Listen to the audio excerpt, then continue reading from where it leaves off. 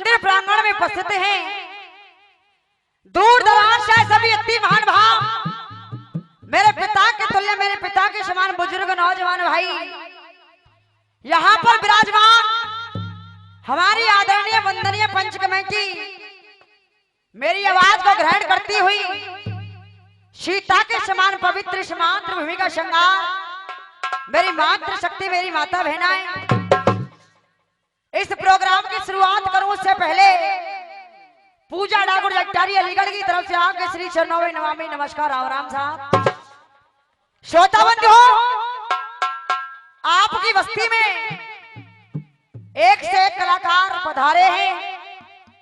मैं कोई कलाकार नहीं हूं, मैं तो उनके चरणों की जो रज हुआ करती है उसके बराबर भी नहीं, लेकिन कोशिश करूंगी आपके इस कोमल रूपी हृदय को प्रफुल्लित कर सकूं, प्रसन्न कर सकूं, गदगद कर सकूं।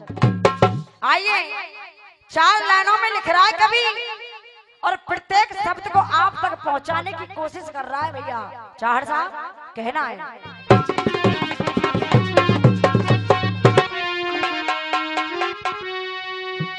कि द्रोपदी काज बजाज बनो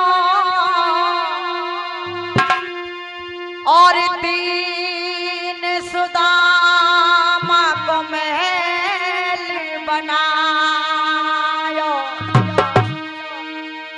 और मीरा को चेहरे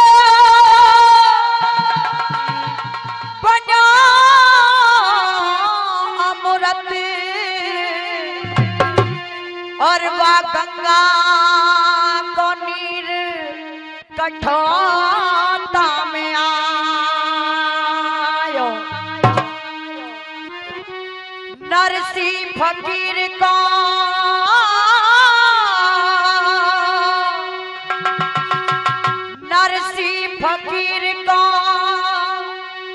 और भात भरा और तेन जल चरते गजराज बचाया और सैलानी तेरे हजार आँख पर मेरा फूटा सा ढोने नजर में ना आयो।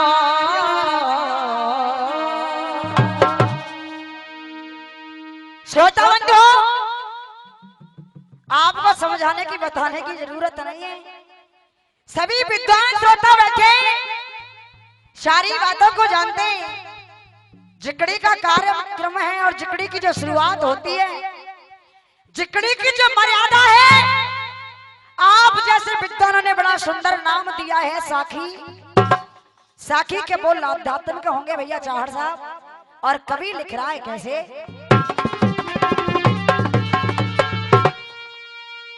आज हो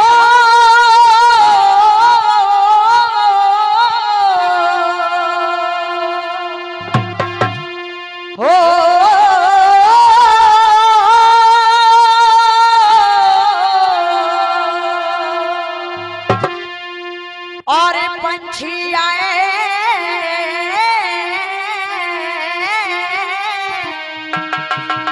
और पाती ये पहुंचा दे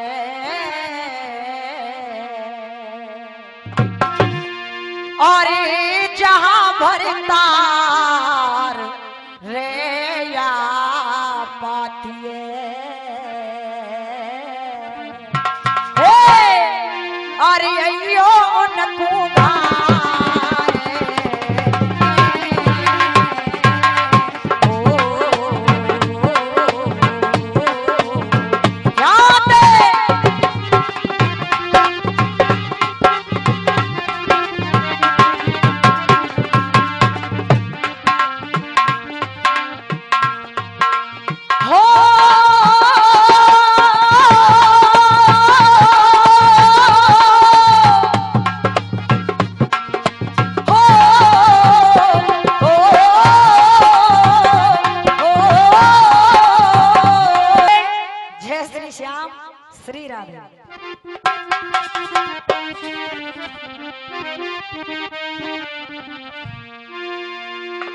और एक बार अपनी अपनी जिह्वा को पवित्र करते हुए जिसको ठाकुर जी महाराज ने तो सुंदर सुंदर हाथ दिए हैं, एक और प्रेम से जयकारा जरूर लगाएं। बोलो गिरिराज महाराज की। और कहना है भैया,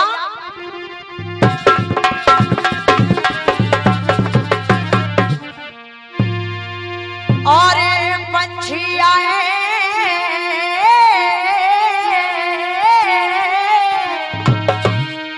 और पाती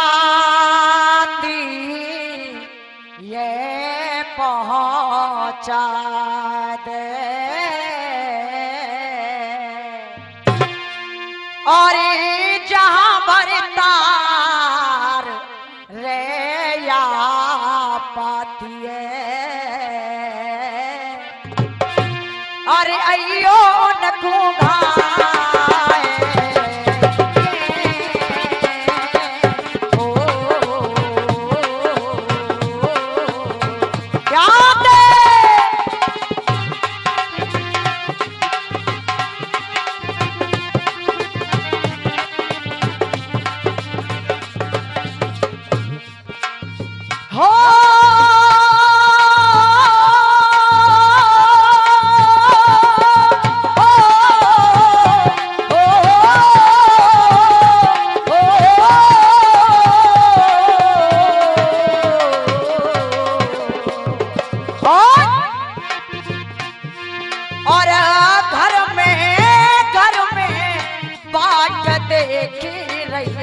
त्यारी हो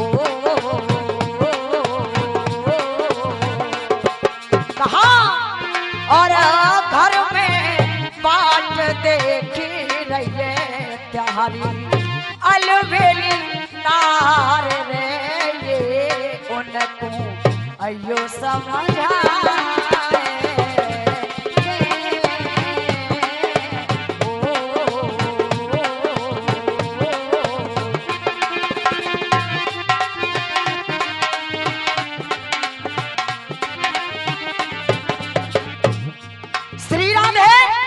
और कहना है, और जाए बतैयो मेरे हरियला तोता भैया, हो जाए बतैयो मेरे हरियला तोता, हो पिया बिरह में खा रही गोता, सजना बिरह में खा रही गोता, और पंछी अब समझो मेरी मजबूरी, याद है पंछी अब समझो मेरी मजबूरी, हो पिया बनाए गए लंबी दूरी, पिया बनाए गए लंबी दूरी, और जाने कैसे होंगे मेरे पिया, जाने कैसे होंगे मेरे पिया, कहना है हो जाने कैसे होंगे मेरे पिया,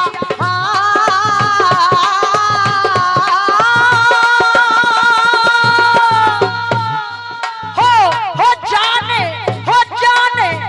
जाने कैसे होंगे मेरे पिया, ओ धक धक हो धक धक हो धक धक करे रहो मेरो जिया, धक धक कर रहो हो मेरो जिया। और भैया पंछी मोए लगे मल्हारों सो,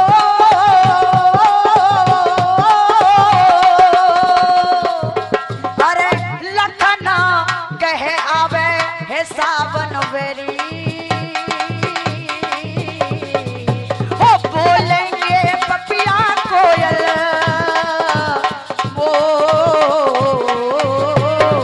क्या दे,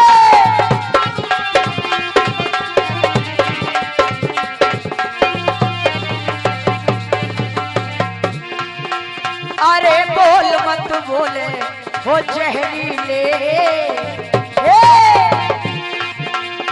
अरे बोल मत बोले हो जहरीले,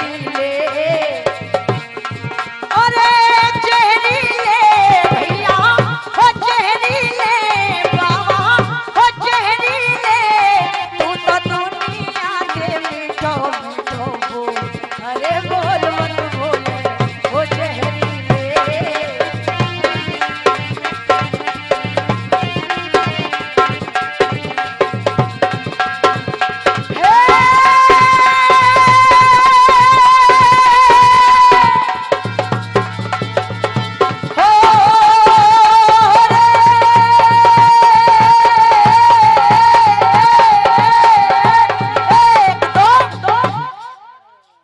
श्रोता बंधुओं,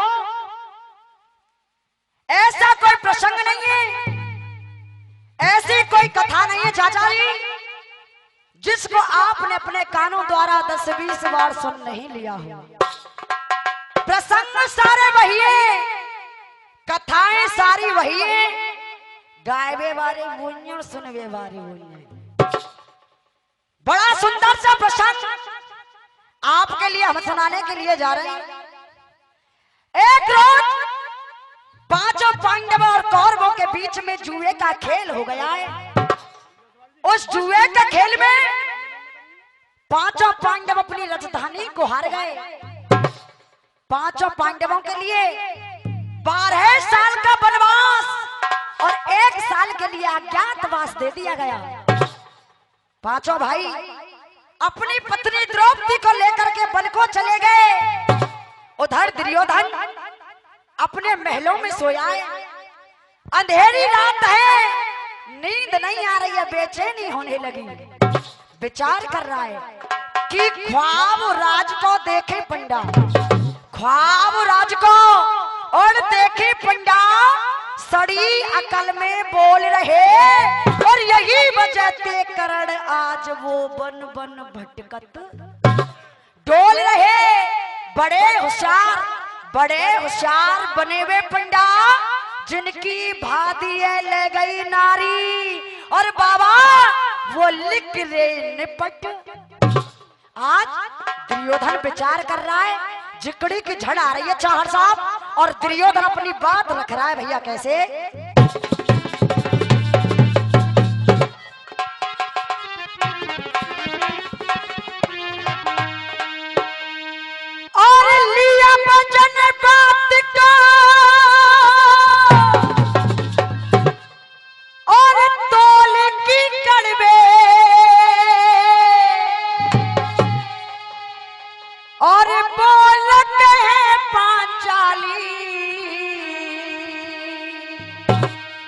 अरे महलन ऊपर और ठाड़ी है कि हंस रही है दे दे तारी।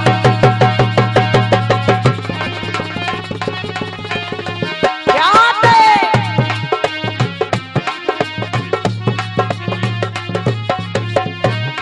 और भैया आज कहा दुर्योधन ने क्या? और कहीं अंध तो अंध बोलती है क्या? और कहीं अंध तो अंध बोलती और बंद करिए जाने मेरी, और मैंने वही दिन जानी, वही दिन जानी, वही दिन जानी लीन विधाता ने या की बुद्धि। देखो साहब, ऐसा नहीं है कि पहली बार प्रोग्राम है हो सोनेरा गांव में, तमने सबरे प्रसंग सुन रखे। अगर बात समझ में आ जा कर कुर्सी वाय दादा तो पीछे का शब्द जरूर बोल दे करो। जाते गवैया ने तसल्ली भई रे तुम सुन रे कथा है। चाहर साहब कहना भैया कैसे?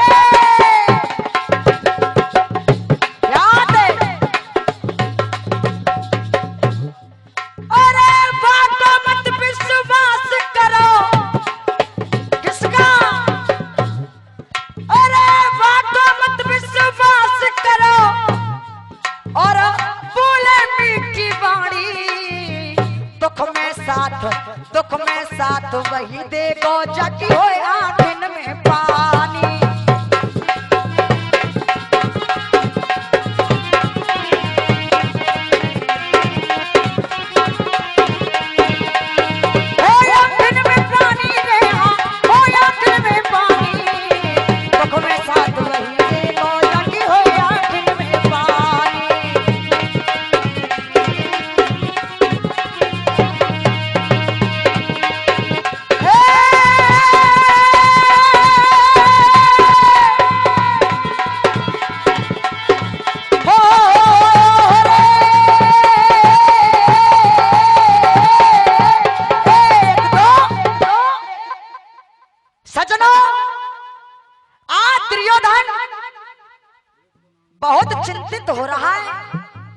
अभी मेरे अपमान का बदला पूरा नहीं हुआ। अपने परम मित्र, अपने सबसे प्रिय मित्र करण के पास पहुंच गया। आज वार्तालाप करने लगा कि अंधे को अंधा कह के बाने, अंधे को अंधा और कह के बाने, मेरी जात बिगाड़ी है। अरे वही दिना में जान गयो के डसेगी नागिन, कारी है गई वो बेखौफ एकदम, है गई वो बेखौफ एकदम। जाने बहना मानो मेरा और भैया कर जा तो मैं कुआ। आज करण से कहने लगा, भैया मित्र मेरे, मुझे बड़ा दर्द है, बड़ा दुख है। अभी मेरे अपमान का बदला पूरा नहीं हुआ है। और चौक में जवाब दे रहा, भैया चाहर साहब क्या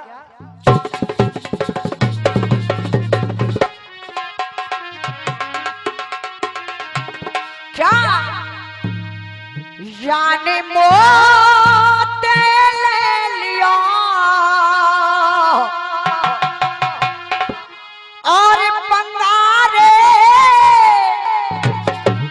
आज दुर्योधन ने कहा, चाचा जी यानी मोते ले लिया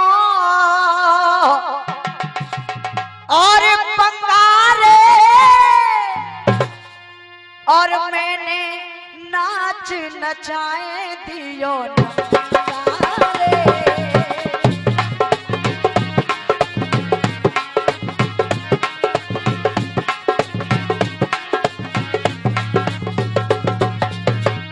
और कहा द्रौपदी को बिगाता जंघारे।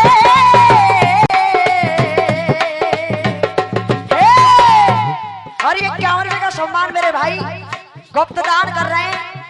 आशीर्वाद की कामना करोगे हमेशा। 100 रुपए का सम्मान आदरणीय हमारे चाचा जी गुप्त दान और भली करेंगे शंकर भगवान। आज दुर्योधन ने कहा, भैया चाहर साहब क्या याद है? याने मोते ले लियो पंगारे, और मैंने नाच नचाए दियो नंगारे। और कहा द्रौपदी को बिगाता जंघारे। याद है द्रौपदी को बिगाता, हो द्रौपदी को बिगाता जंघारे, जो पंडा करते दंगारे। और चाचा समझ में आ रहे हो, ये चिकड़ी का चौक चल रहा है। और तर्ज शायद आपके जमाने की रही होगी दादाजी। तर्ज बड़ी पुरानी है। और भैया तर्ज के बोल क्या है? क्या कहा? तकदीर बनाने वाले ने, याद है तकदीर बनाने वाले ने कैसी तकदीर बनाई है। और हाथों की लकीरों में लिख दी, हाथों की लकीरों में लिख दी है मौत से बुरी जुदाई है।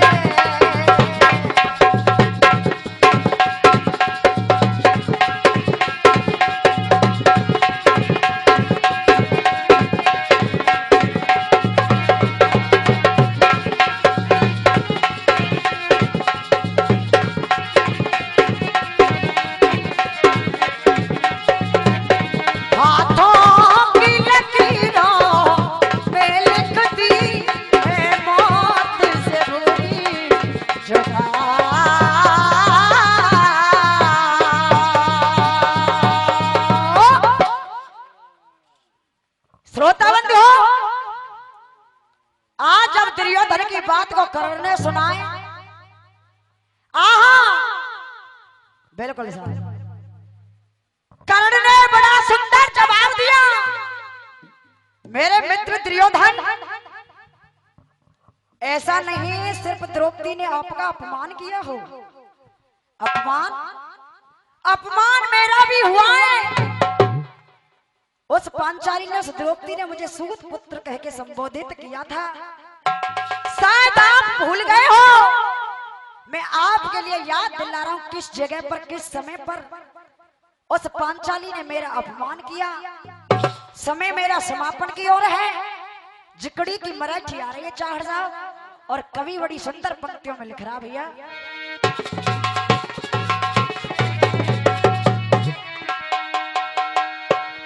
और आज ने और दुर्योधन ते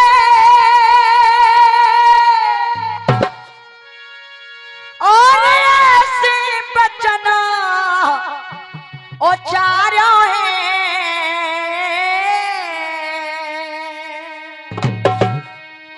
और सूत पुत्र हे, और सूत पुत्र और कहीं मोते अपमान करो मेरो भारो है।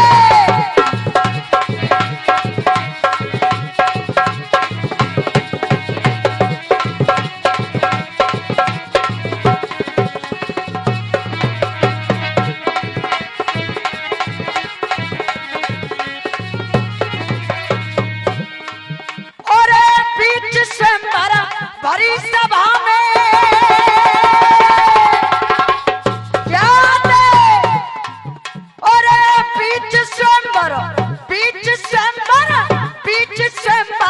भरी सभा में मेरा मन बिगाड़ो है।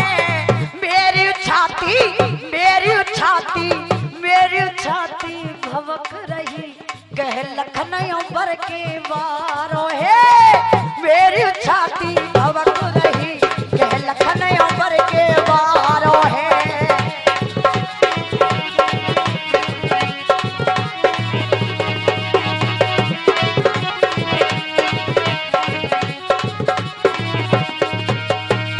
और कवि कह रहा भैया, और राजा रंग को समुरा के,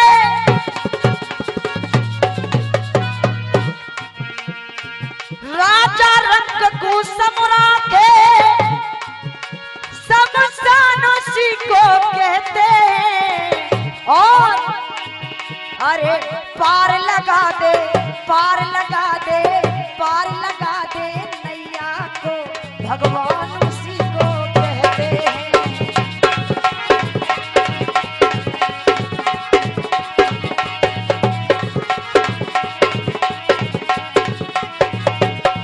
जो पार लगा दे, पार लगा दे, पार लगा दे नैया को, भगवान उसी को कहते हैं।